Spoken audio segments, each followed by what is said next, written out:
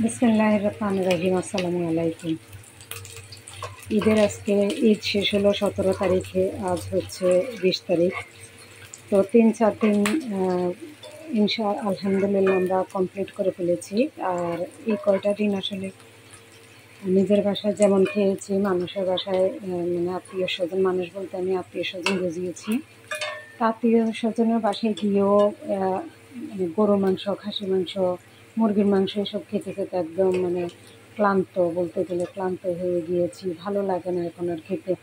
তো আমার মতো আমি যেরকম মানে আমার মনে হয়েছে যে আসলে এখন আর ভালো লাগে না মাংস খেতে। তো আমি কি করেছি আজকে, মাংস বাদ দিয়ে একেবারে মানে আজকের মেনু থেকে একদমই বাদ দিয়ে ফেলেছি মাংস। তো বাদ দিয়ে আমি এখন আজকে রান্না করতে চলে এসেছি একদম নর্মাল একটা রান্না, সেটা হচ্ছে গিয়ে লাউ রান্না করব। আর লাউ আমি কেটে নিয়েছি এখানে, এই যে লাউ।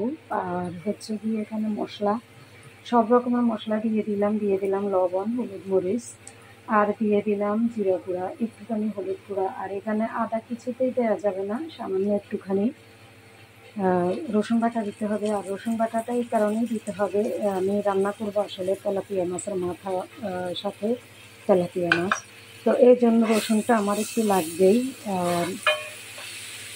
যদি আপনারা পেঁয়াজ বাটা দিতে চান তাহলে পেঁয়াজ বাটা দিতে পারেন, একটু ঝোল ঘন হবে। আর লাউ এমনিতেই যদি ভালো হয় ঝোল তো ঘন হয়ে যায়।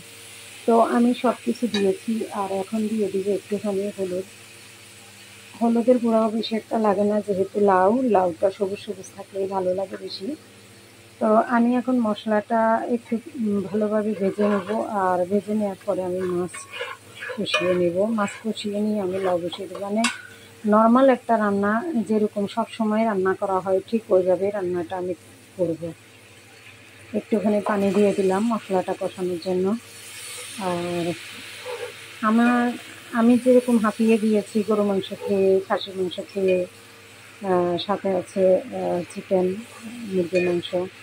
তো আমি যেহেতু হাঁপিয়ে গিয়েছি, আমার মতো কে কে আছেন হাঁপিয়ে গিয়েছেন গরু মাংস খেতে খেতে।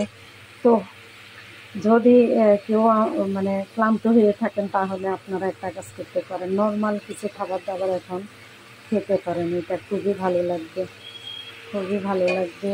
আর ভর্তা আইটেম থাকলে তো আর কথাই নেই।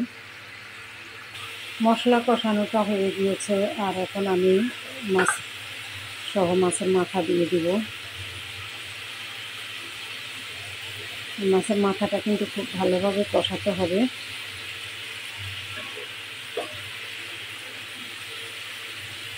তেলাপিয়া মাছের মাথা, অনেকেই তেলাপিয়া মাছটাই খেতে চান না, কিন্তু আসলে শেষ পর্যন্ত দেখা গেছে তেলাপিয়া মাছটাই খুব ভালো শরীরের জন্য। মাছ মাছ কষানো হয়ে গেলে মাছের মাথা সহ আমি এখন দিয়ে দেবো লাউ। আর মাছটা আমি তুলে নেব না।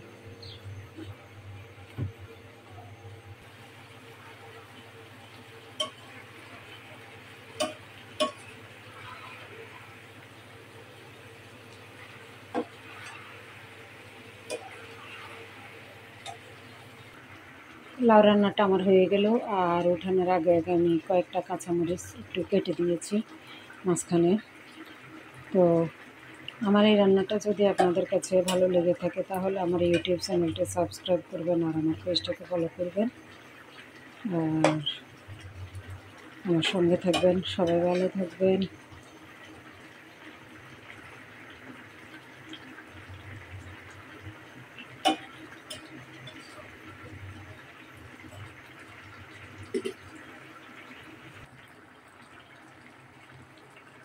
তো সবাই ভালো থাকবেন। আসসালামু আলাইকুম।